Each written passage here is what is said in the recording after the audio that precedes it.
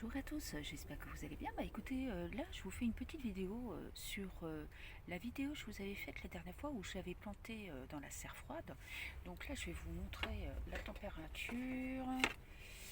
Alors la température, vous voyez là, il fait vraiment pas chaud du tout, hein.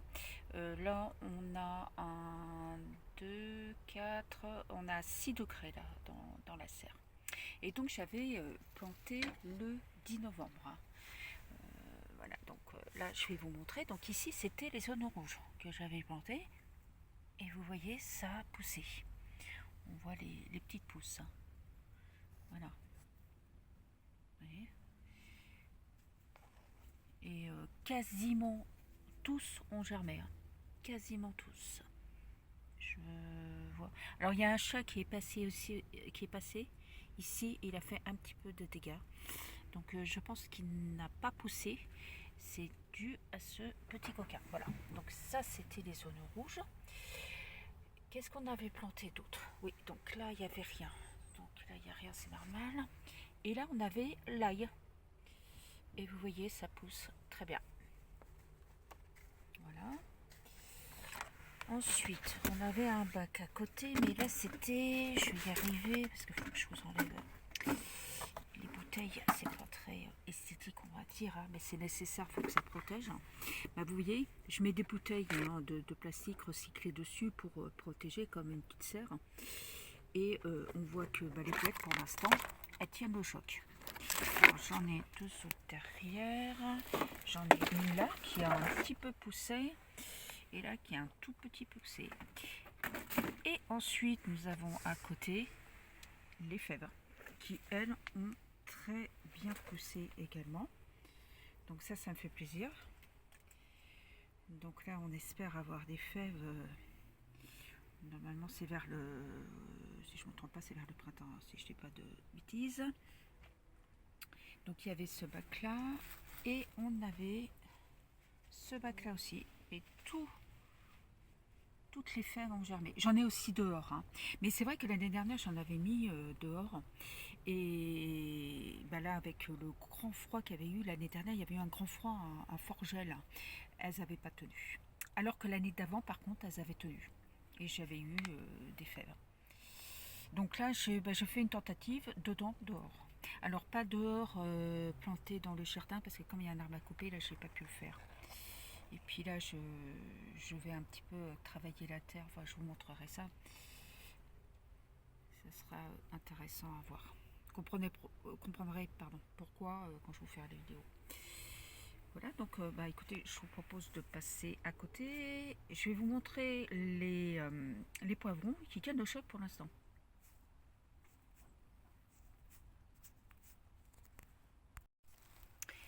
Voilà, là j'ai dû ouvrir pour pouvoir vous montrer. Mais voyez là, c'est le pied de poivron. Je ne sais pas s'il va tenir tout l'hiver. Il a du papier bulle autour de lui. Il faut savoir que la serre, j'ai dû la doubler parce que j'ai un chat coquin qui monte dessus et avec le griffe, ça fait des trous. Et l'eau passait à travers, donc j'ai dû remettre une bâche par-dessus pour éviter que l'eau rentre de trop dans cette serre. Donc c'est pour ça qu'il y a des fois des personnes qui pensent que c'est la bâche qui s'abîme, qui est de mauvaise qualité, et ça peut être aussi des chats qui montent là-haut, qui avec leurs griffes font des trous dans la serre. Voilà, parce que je trouve pas que le soleil, j'ai pas de dégâts à cause vraiment proprement parler du soleil par exemple, hein. Voilà, écoutez, on a ouvert les paris pour ce pied de poivron qui tiennent jusqu'à l'été prochain, enfin printemps prochain parce que ça ira mieux pour lui. Et écoutez, on va voir ce que ça donne. Je vous propose de passer à côté. Alors donc là on est du côté plus cocooning, beaucoup plus protégé. Donc là on voit il y a toujours des pieds bêtes, mais c'est vrai que de ce côté-là, c'est un peu la même chose de l'autre côté, hein. On voit que vraiment les plantes sont en dormance, hein. Vous voyez là c'est des pieds de salade que j'ai plantés. Ils sont pas trop divers, donc là je vais planter des graines de salade qu'on plante vers janvier-février. Donc je pense que là je vais le faire parce que comme il y a des endroits qui sont un peu libérés, je vais les utiliser. On voit des petites feuilles, mais ça reste très timoré, on va dire, hein, mais c'est normal parce que ça c'est pas trop des salades d'hiver à vrai dire. Mais c'est pas grave, écoutez, elles sont en dormance et puis elles pousseront plus tard hein, si elles tiennent. Donc là, c'est des plantes aussi qui sont elles aussi en stand-by, on va dire. Je pense qu'elles attendent que le printemps arrive. Bon, là, on va pas parler du pied de tomate, hein, parce que je pense que là, on va lui dire adieu. On va le laisser là et puis on l'enlèvera avec les aubergines, ça ne tienne pas. Puis on verra ce qu'on plante à la place. Peut-être bien des tomates. Alors ici, on avait planté des échalotes. Et vous voyez, alors ça, c'est pas une échalote, hein, mais vous voyez, elles sortent. Elles ont mis du temps à sortir. Hein. Là, elles mettent vraiment beaucoup de temps à sortir. Hein. C'est pas comme les oignons ou surtout l'ail. Hein. C'est l'ail qui est vraiment très sorti. Mais vous voyez, on a quand même des échalotes qui sont arrivées à pointer leur nez. Donc, bah écoutez, c'est toujours de l'avance de prix. Ça, c'est une blette. Hein.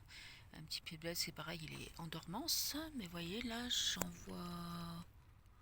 Attendez, je sais pas si je vais pouvoir vous la prendre. Parce que oui, bah oui, on était dessus.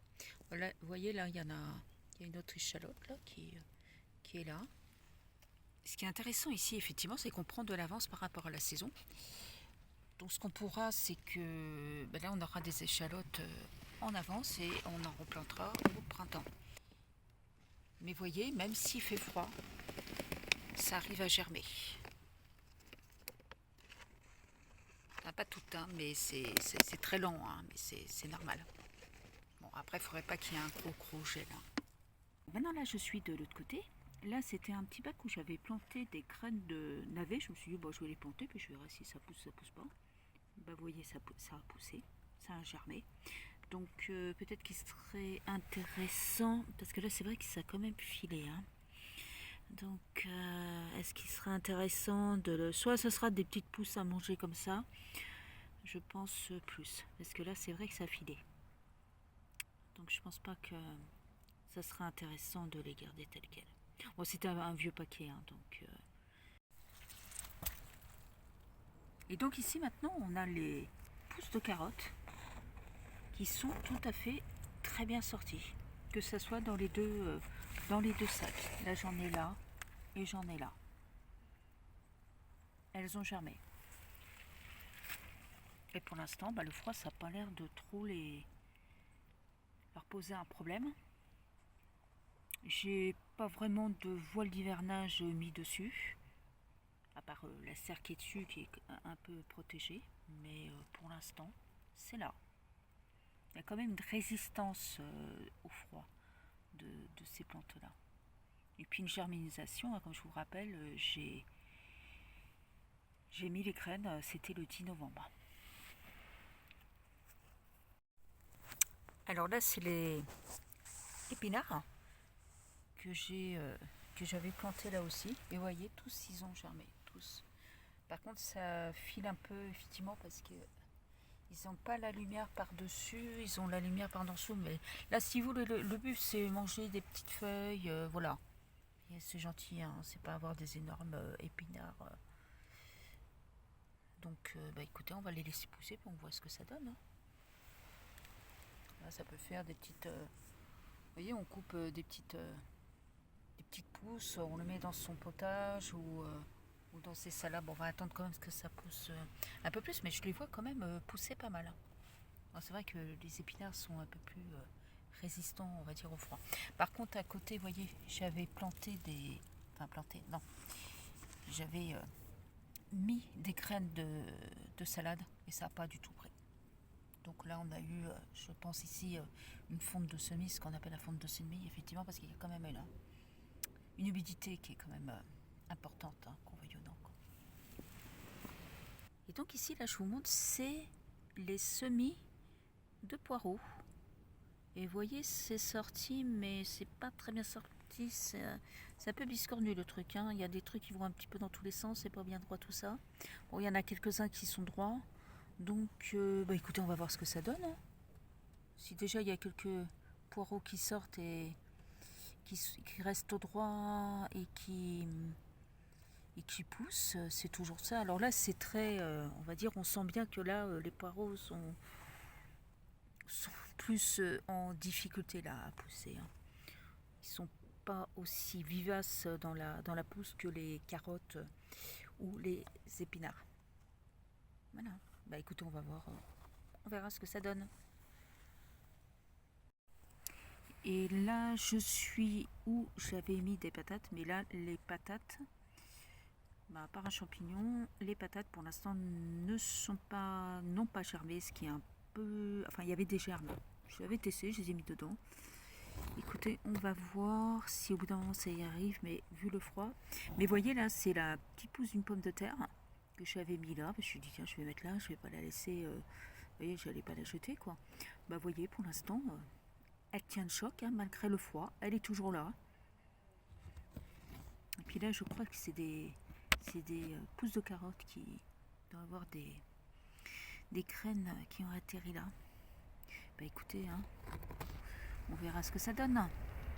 Donc là, on va faire une tentative de germinalisation de la laitue dorée de printemps. Bon, vous connaissez la marque, hein. Mais voyez, le semis est à partir de janvier. On est en décembre. On est le 14 décembre, là, quand je tourne la vidéo. Donc écoutez, on va tenter de mettre ces graines et on va voir ce que ça donne, puisque les autres graines, hein, comme je vous disais tout à l'heure, n'ont pas du tout germé. Donc là, je les ai mises.